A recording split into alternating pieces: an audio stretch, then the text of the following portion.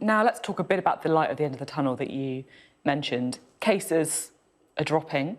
It seems like you're on course to meet the targets tomorrow on vaccines. Now, the government wants to reopen schools from the 8th of March. What I want to know is, are you planning on reopening all schools to all pupils at the same time, or are you considering a staggered approach where, for example, primary schools might go back first, or some pupils in exam year groups might go back first?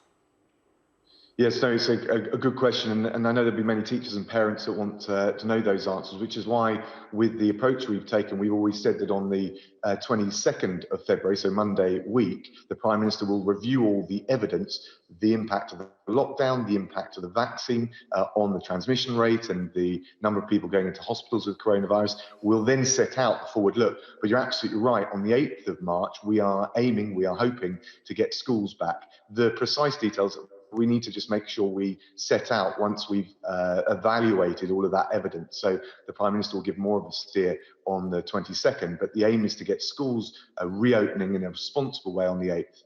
So is the answer then, you haven't decided yet whether that's going to be all schools or some schools? That's dependent on the data.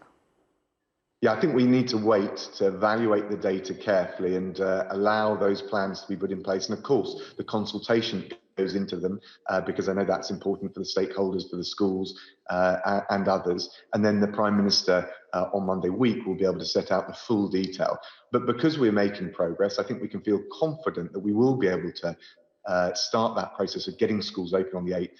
And of course, there'll be other measures that the Prime Minister will want to set out. But it'll be based on the evidence and the success that we've had in terms of rolling out the vaccine and the impact that has, not just on reducing the number of cases, but also reducing the pressure on the NHS.